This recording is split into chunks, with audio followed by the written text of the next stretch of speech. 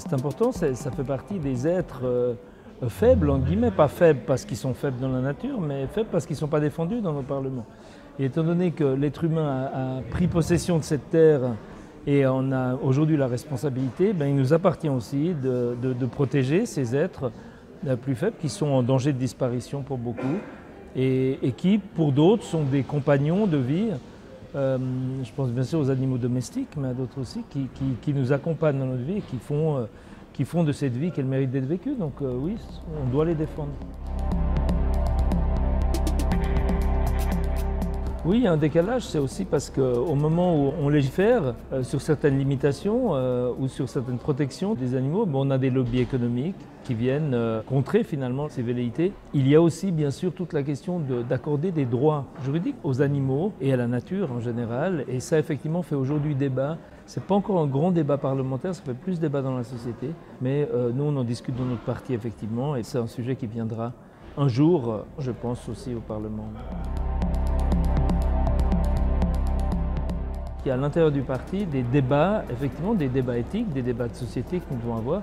Et c'est une discussion que nous avons au sein du parti, je pense qu'elle est saine, elle est importante. Quand on parle d'antispécisme, il y a aussi une incompréhension de beaucoup de gens. Et il s'agit de dire qu'on peut classifier les êtres, mais on ne peut pas les hiérarchiser et qu'il est important de respecter tous les êtres. Cette incompréhension-là et cette caricature de l'antispécisme, c'est aussi là-dessus qu'on doit travailler au sein du parti, mais surtout effectivement avec d'autres groupes parlementaires. La première pour moi, c'est bien sûr la production industrielle de viande. Je pense que là, effectivement, on doit mettre des limites extrêmement drastiques. Déjà pour la cruauté des processus. Pour moi, c'est presque qu'il y a de pire. C'est la marchandisation de la cruauté. Et lorsque l'on voit que certains processus cruels ne sont justifiés que par une augmentation du gain ou de la plus-value sur la production, c'est totalement inacceptable.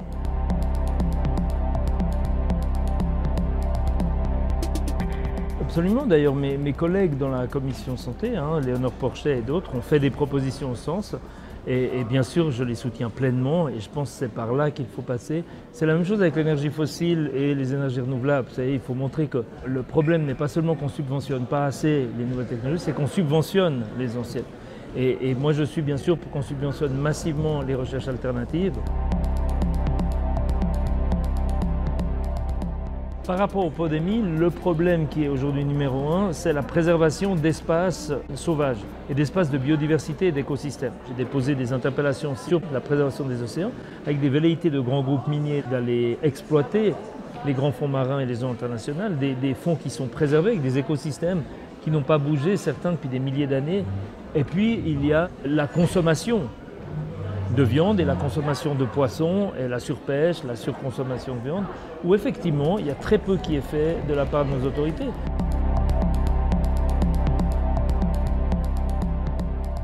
Est-ce que c'est une hypocrisie? C'est surtout une vision très libérale de certains où tout devrait pouvoir être vendu et commercé finalement, et puis une vision plus restrictive que je partage, où ce qui est non éthique ou non moral, ou ce qu'on n'accepte pas de voir se produire chez nous, eh bien, ne puisse plus être importé non plus, c'est-à-dire ne puisse plus être commercé dans notre pays.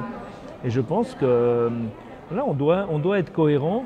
C'est aussi une des grandes critiques sur les questions climatiques, de dire on impose finalement aux PME et aux producteurs et aux paysans en Suisse ce qu'on n'impose pas aux importations. Et c'est clairement là où nous devons aussi travailler. Et je pense sur toutes les questions liées aux droits des animaux, nous devons renforcer les normes sur les produits importés absolument, pour que ce soit cohérent avec les producteurs et productrices ou éleveurs et éleveuses en Suisse.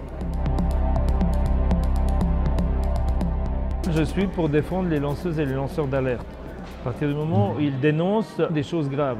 Et là on parle de choses graves, on parle de choses répétées aussi. On ne dénonce pas une personne qui un jour aurait mal égorgé un animal, mais on parle d'abus répétés et fréquents et de non-respect des normes fréquents. À partir du moment où le gouvernement ne met pas les moyens à disposition d'avoir des contrôles fréquents et de pouvoir assurer que les choses se déroulent selon les normes, ou que les sanctions ne sont pas assez élevées pour inciter les acteurs à respecter les normes, eh bien oui, il y a des lanceurs et des lanceurs d'alerte, mais ils existent en raison de la déficience de l'État. Et il ne faut pas retourner la responsabilité sur d'autres. La responsabilité, elle appartient au gouvernement de faire en sorte que ces choses-là ne se passent plus dans les abattoirs.